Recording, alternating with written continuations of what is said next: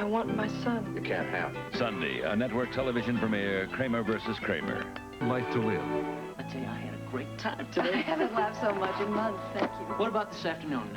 You want to go and see a movie or something? That'd be wonderful, I'd love to. Will a tender moment lead to romance? And on the edge of night, If you stop seeing Valerie Bryson, then I'll stop seeing Ian. Sky and Raven strike a bargain. One Life to Live, The Edge of Night, weekdays.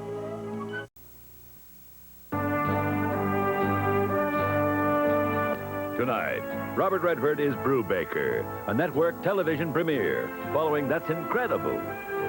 Sunday, a bizarre tribe that swallows poisonous snakes alive on Ripley's Believe It or Not. And on Matt Houston, the chef's special turns out to be a recipe for murder. Then, Dustin Hoffman and Meryl Streep in the network television premiere of Kramer versus Kramer. While Raven plots to catch Sky, she falls into her own trap of love. Watch The Edge of Night following FYI with Hal Linden next on ABC.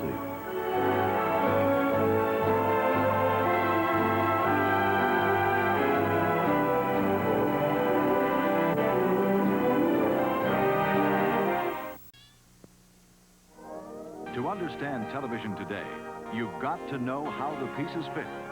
TV Guide puts it all together. Nixon Remembers, starting Wednesday at 6 and 11. Hi, Geraldine. I'm sorry to bother you. I know you're busy, but I just wanted to tell you that I'm leaving. You are? How nice. Yeah, I'm going to go downstairs and meet Ian in the lobby. Oh, Raven, it's very kind of you to inform me of your every move, but since you've never done it before, would you mind telling me the reason? Well, there isn't any reason. You're always complaining that I never tell you where I'm going or what I'm doing.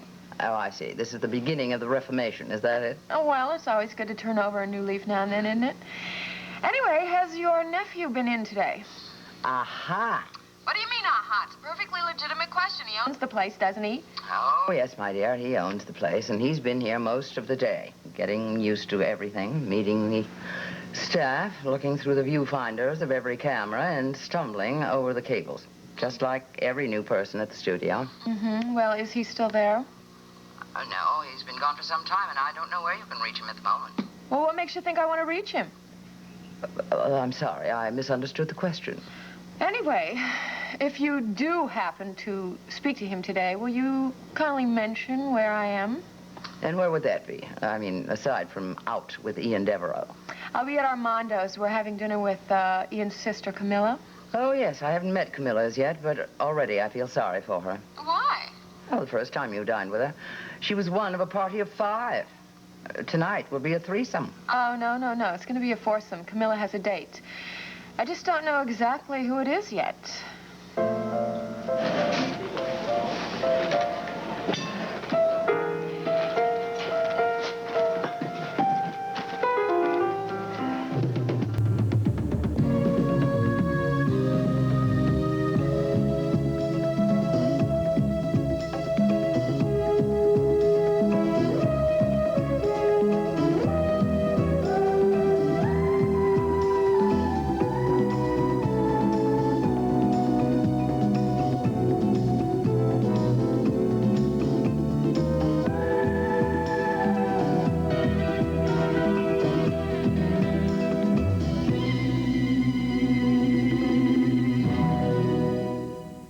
The Edge of Night is brought to you by Lilt, a professional touch for beautiful hair, and by Bold 3, detergent plus full-strength fabric softener. Not long ago, my only exercise was climbing up and down a stepladder. Today, I'm climbing Eagle Mountain. Boy, have I changed my life for the better. Back then, antique stores were the only place I knew to buy antiques. Now I know what to look for. I get my best buys at yard sales. That's some change. And before I knew better, I had to buy boxes of this and bottles of that to get my laundry clean and soft. But Bold 3 detergent plus fabric softener changed that. Uh-huh. A product that cleans, softens, and controls static cling all in one box. Now that's a change for the better. Oh, I know, only if it works. Well, Bold 3 works. Look at these jeans. Muddy, right? These were just as muddy. Would you ask more from a detergent? And talk about softness. I mean, this feels really soft. Now watch. No sticking, no crackling, no annoying static cling. Would you ask more from your fabric softener? Now that's some change. A change for the better. Bold 3. I love beautiful hair. Making it beautiful is the art of my profession. Uh-huh. Yet there are women who perm beautifully at home with lilt. You see, the key is in the roll-up. A bad roll-up shows frizzes. A good roll-up, beautiful curls. Only lilt has these amazing sponges. They grip better, roll up better for more beautiful hair. Lilt sponges help you roll up so professionally. It even makes me a little jealous. Lilt's professional touch. Beautiful. Look, I hope we didn't drive Nancy out of here. It's nice for her to let us use this place, but it is her home, too. Nothing like that. As a matter of fact, Nancy is covering a story. That planned demonstration at City Hall about the cutback in police funds. I'm glad to hear that. I should be there myself with a placard. That wouldn't do at all. Leave it to the civilians, Derek. The civilians made those budget cuts in the first place. But let's not get into that, all right? We got something else to talk about. When's Cameron going to get here? Any minute. He made a point about it was important that all of us be here tonight. I hope he checked a little further into Ian Devereaux. Last time we had his yellow sheet pulled, it came up blank. I don't think they call it a yellow sheet at the CEA. What do they call it, a dossier? Excuse me, they all speak French there. Actually, I don't think they did a full investigation on Devereaux. All they did was check out his story about hiring George and Yvonne Foley. Well, he hired them all right. Just now I'm starting to wonder, why did he hire them? Well, if that really was him and Valerie's photograph with Jefferson Brown, we can assume he was lying to us, that he knew that the Foleys were using his house.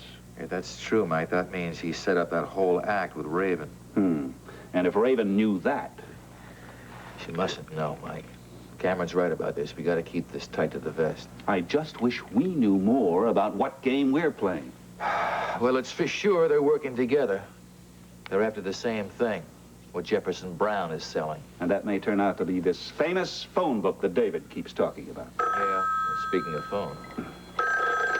Hello? Oh, yes, David. We thought you'd be here by now. A what?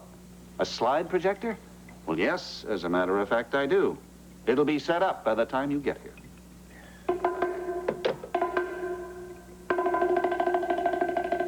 No, depressed isn't exactly the word to describe the way Mitsy feels. In fact, we're gonna have to invent a word. Something like glump. It'll never catch on. Cliff, you can't expect anything else. As soon as Mitzi's feeling better and she's not in pain anymore, she's gonna snap back like a rubber band. Yeah, she has too much spunk to do anything else, Cliff. You know Mitsy. Yeah, I know Mitsy. Remember the way she had this bouncy personality, and she was always ready to laugh. And it's gonna be a long time before we see the old Mitsy again. Oh, come on, Cliff. Now you're depressing us. I'm just trying to explain why she doesn't want to see people now. Well, obviously you've seen her since you know how depressed she is. Oh, I'm not people. Oh, Cliff. Miles and Nicole have seen her. They told me so. Jody, Miles is her doctor. Okay, we won't press it.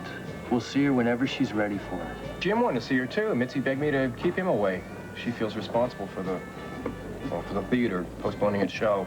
Well, that's ridiculous, as if it's her fault, right? Why isn't she blaming Nora Fulton? Hey, don't mention that name around here. It'll make the food spoil. How are you, Sid? Have you seen Mitzi today? No, honey, I haven't even tried. It's been one of those days. How are things going at the theater, Gavin? Well, we were just talking about that. Jim feels kind of hopeless about finding someone to take over the part in just 2 days' notice. No Mitzi, no show, huh? That's gonna make Mitzi feel great. Oh, I just can't stop thinking about how she looked when she came in here to say goodbye and how she looks now in the hospital. Well, let's try to stop thinking about it. Let's think about how wonderful she's going to look up on the Whitney stage one day soon, okay? Well, maybe one day, but it won't be soon. Do you know something? Well, the doctors say she's going to be okay. I mean, they're sure of that, but they don't know when, and they don't think it's going to be soon. Hi, I'm back. Ah, the demonstration's over? Yes, it didn't turn out to be much. The committee chairman told me there were going to be over 200 people there. I counted 40. Well, that's too bad. Well, if the film isn't very exciting, then perhaps we shouldn't use it. Well, we'll wait and see. I saw Nancy there. She was covering the same story. Well, at least you had good company. And what about earlier? Did you have a chance to spend any time with our new owner? Yes, about an hour. He asked me lots of questions about the news operation. He grasped everything very quickly. Oh, we know Skylar's bright. Now we have to find out if he's wise. Yes. Now, Nicole, don't look so worried. We have an award-winning news department here. You know that. I don't think Scott is going to tamper with that. Oh, I wouldn't be so sure about that. He kept asking me why we didn't use the news team approach to our telecasts. Oh, dear. I was afraid he'd bring that up. Why, he's mentioned that before? Oh, yes, several times. You see, he sees other stations doing it, using 2, 3, sometimes even 4 newscasters, all bouncing the ball back and forth among each other and making resolutely cheerful and inane chatter. Well, it can be effective. I don't see anything ineffective about the way we work now. So if that's what's making you downhearted... Oh, no, it's not only that. Can I have some coffee? Oh, please. I suppose it's really Mitsy Martin's accident. You knew about that, didn't you? Yes, I heard about it. It was a terrible thing to happen. I understood she was about to open in a play. Yes, she had just got one of those lucky breaks that you get in showbiz, you know, just like in the movies. Until Nora Fulton decided to park her car behind Sid's Tavern. The way you say that, is there going to be criminal prosecution of Nora? Oh, none that I know of. Apparently the police are satisfied that it was an accident, that it was nobody's fault. What are you implying, Nicole? You are implying something, aren't you? I mean, we all know that Nora is a bit strange, to say the least, but why would she do a thing like that? Just random cruelty. Random. That's a good word. And it might be that if Nora didn't know Mitsy Martin. But she doesn't, does she? Miles and I have just found out that she does.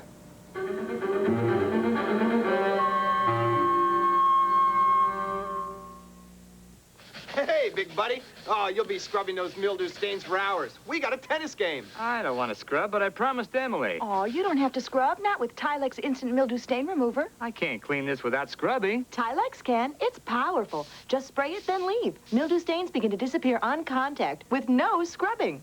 The mildew stains are gone. Tilex is powerful. Yeah, now let's see that powerful serve. Mildew stains gone in minutes. Scrubbing's gone forever. Use only as directed. Goodness, for the club luncheon, I have to make the dips and the sauces. But I have a secret. Shh. Hidden Valley Ranch salad dressing. It's so versatile, it makes a delicious dip, a creamy sauce for vegetables, and a tasty change from tartar sauce.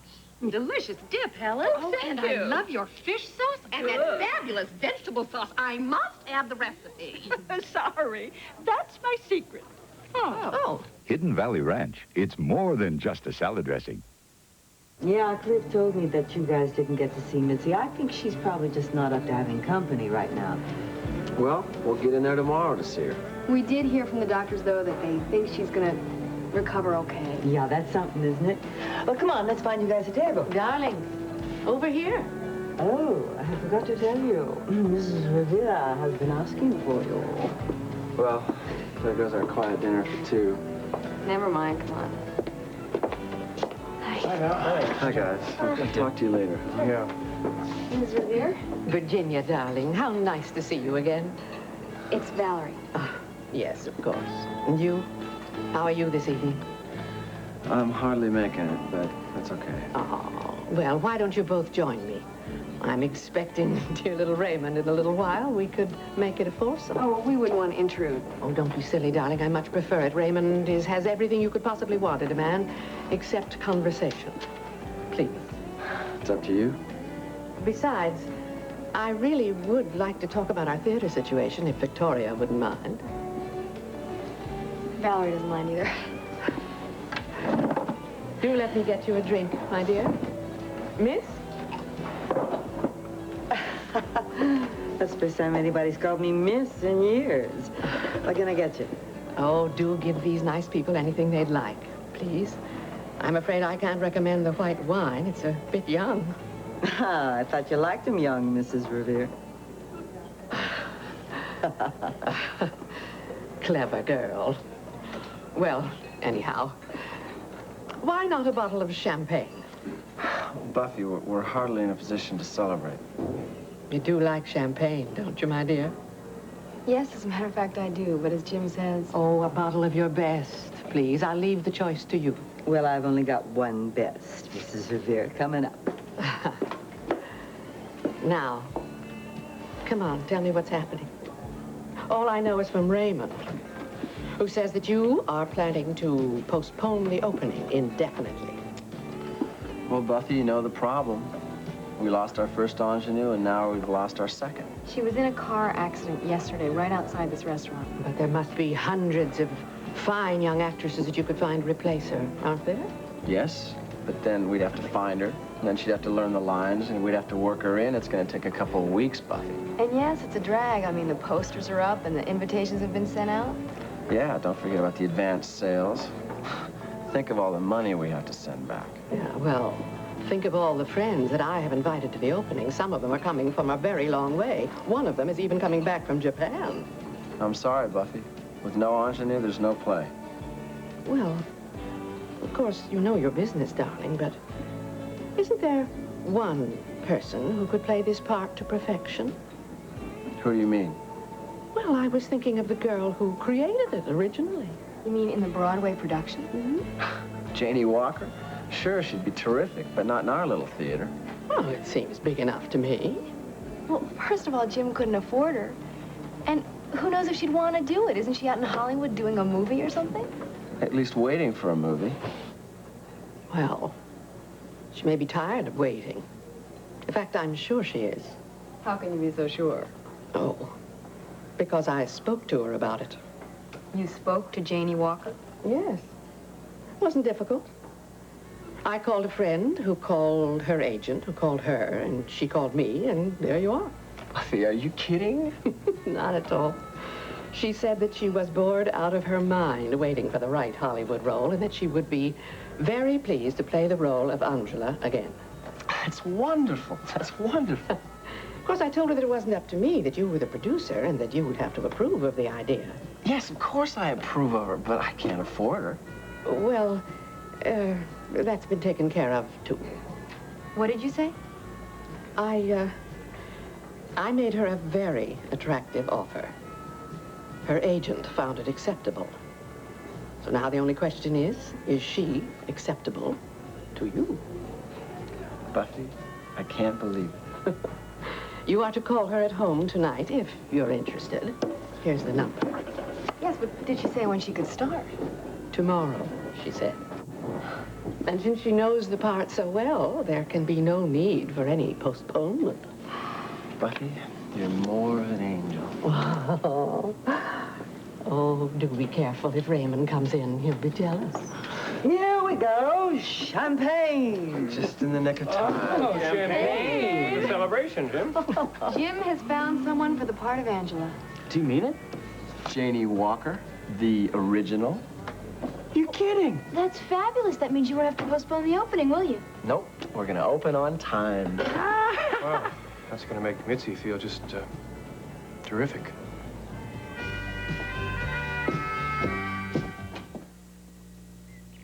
I'm 24 years old. So am I. One of these joggers is not 24. She's 35 with 3 kids. Eileen Wesson. Can you tell who's who? Eileen looks 24. How about their hands? Look closely. They look young, too. My hands deserve as much attention as the rest of me. That's why I use Ivory Liquid. Just the name Ivory means mildness to me, and I think the rich, mild suds do help my hands stay young-looking, even with all the dishes I do. Still can't tell who's Eileen? Yes, I'm the 35-year-old. Jogging helps keep me young. And what helps your hands look so young? Ivory Liquid. The mildness really makes a difference. Mild Ivory Liquid helps hands look young. Hey, what's your problem? Got a cold. There are dozens of cold medicines. Take your pick, Mac. My cold's in my chest, too. Oh, you do have a problem.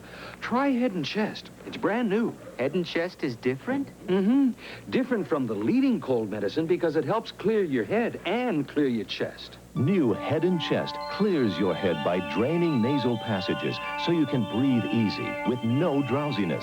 And the difference in Head and Chest is the moisturizing action that loosens and helps get rid of chest congestion. Hey, Head and Chest works. Uh-huh. There are dozens of cold medicines, but there's only one named Head and Chest. New Head and Chest works. Clears your head and clears your chest.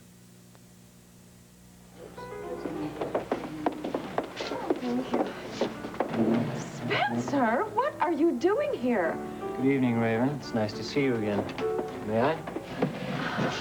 Spencer and I were just talking about you, Raven, about your fascinating history. Why don't you introduce us, Camilla? Although Raven obviously needs no introduction. Spencer, this is my brother, Ian. How do you do? Hello, Spencer. Camilla tells me you work with my friend Sky, which explains your acquaintance with Raven, I'm sure. Actually, I knew Raven long before Skylar returned from Switzerland, Ian. But I still don't understand. Why are you here? Well, that's my connection with Spencer, Raven. We knew each other in Europe, too. In Switzerland? In several countries, Switzerland included. That was during Camilla's other lifetime, when she was married to the late Mr. John Bowie. I see. I think. May I bring you something to drink? Yes. I think champagne all round. Oh, yes. Good. So let me get this straight. You were Mrs. John Bowie, and then he died? Shortly after our marriage, unfortunately. His doctor assures me there was no connection. And that was a comfort. Ian, Spencer has been telling me interesting things about your friend Sky Whitney. Yes, he's mentioned you as well. I gather you're his right-hand man. You can say that again. Skylar barely makes a move without Spencer's okay. I hardly have that much influence, Ian. As you know, Skylar has a mind of his own. He must have a very strong personality. Is that true? It helps to be filthy rich, of course. Rich and attractive. He must be the most eligible bachelor around. Don't you think so, Raven? Well, maybe eligible, but that's not the same as desirable. Oh. Yes, Skylar lacks a certain, finesse. The kind of thing that you only have when you've been educated abroad. Isn't that right, Spencer? Ian, Skylar tells me that you and he were very close companions during your childhood. Not quite blood brothers, but close enough. I was glad to renew our friendship. But isn't it nice that you two are reacquainted as well? Oh, yes, very nice. But there was one large difference, however. When I knew Camilla abroad, she was the wife of a very wealthy man, and, well, I was his valet. It was hardly that menial. The truth is, Spencer was John's bodyguard. He only posed as his valet because it was more convenient. A bodyguard? So it's true, Camilla. That husband of yours led a dangerous life.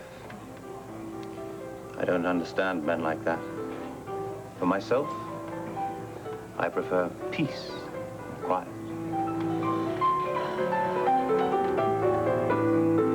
All right.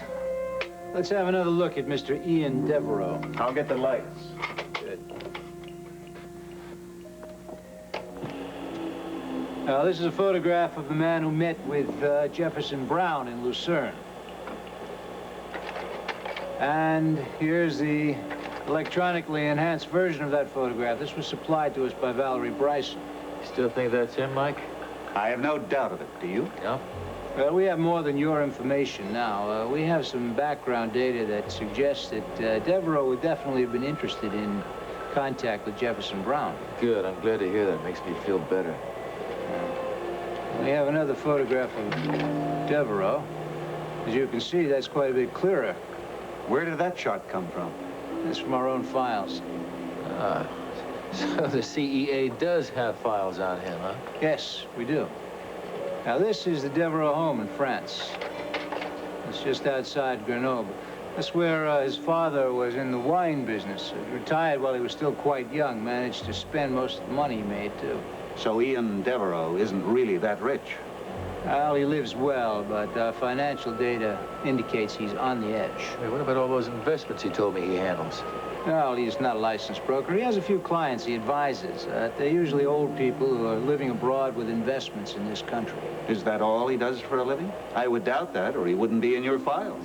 No, he does something else. Ian Devereaux is a professional spy.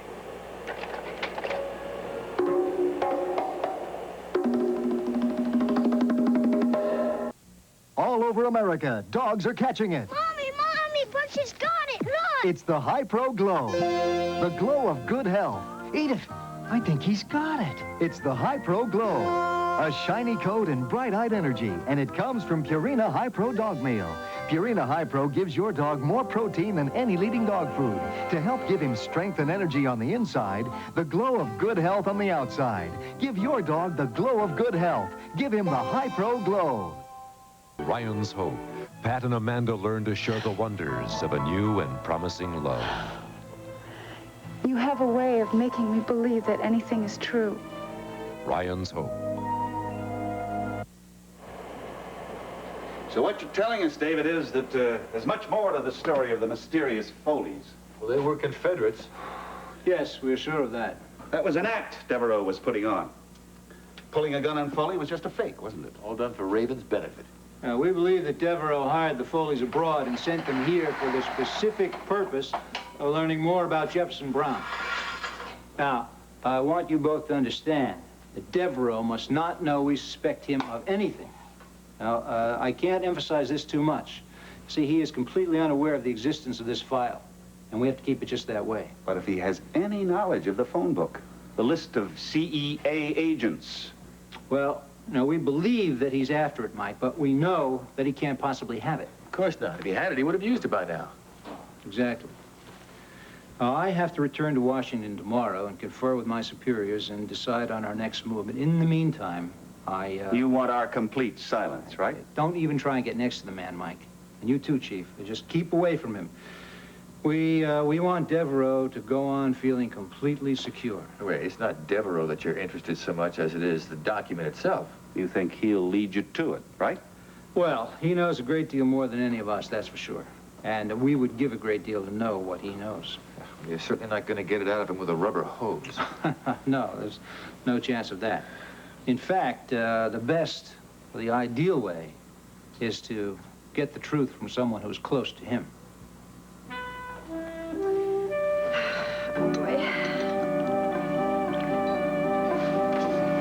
To all of us.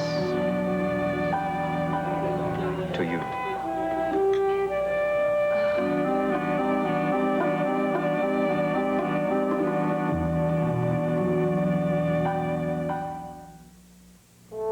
Go ahead. Go ahead. Compare Sara Lee All Butter Pound Cake to anybody else's. Buttery. Moist. Fresh.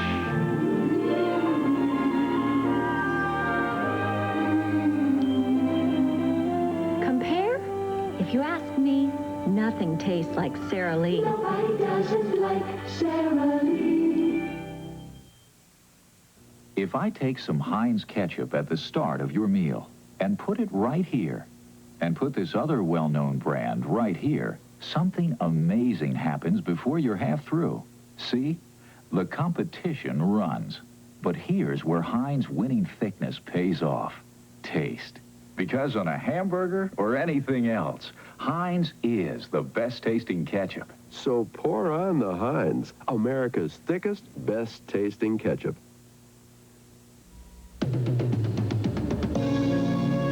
Tonight, Robert Redford is Brubaker, a network television premiere following That's Incredible. Wednesday, an ancient tomb holds a deadly curse that draws Sarah and Jake to a place where time stands still and human sacrifice is real, on the Gold Monkey. Then two beautiful cat burglars bare their claws when Colt closes in on their international scheme, on the Fall Guy.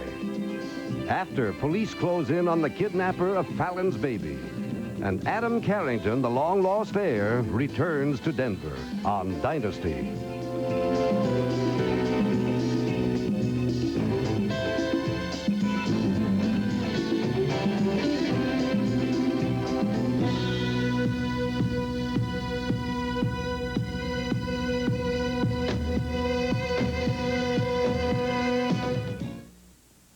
How could the Senate race in Mississippi affect the defense of America? Will long unemployment lines mean longer lines at the polls? How will results around the country affect you at home? Reynolds, Koppel, Brinkley. Could you imagine election night any other way? Tuesday, watch ABC. The Election Day coat sale at A&S. Every down coat. Every wool coat. Every coat. For Mrs. Juniors. 20 to 40% off. Right now at A&S. Terrific.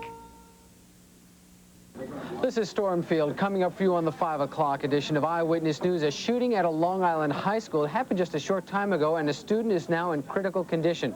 We'll have the details on it, and we'll have this report for you. Small town in southern Jersey is the scene of what could be the worst of Halloween tricks. I'm Mark Haynes. I'll have that story. Also, a New Jersey man is arrested for trying to extort money from the makers of Tylenol. We'll have details, and I'll have a special report. Nuclear accidents. Are we ready? All this and more at 5. Join us.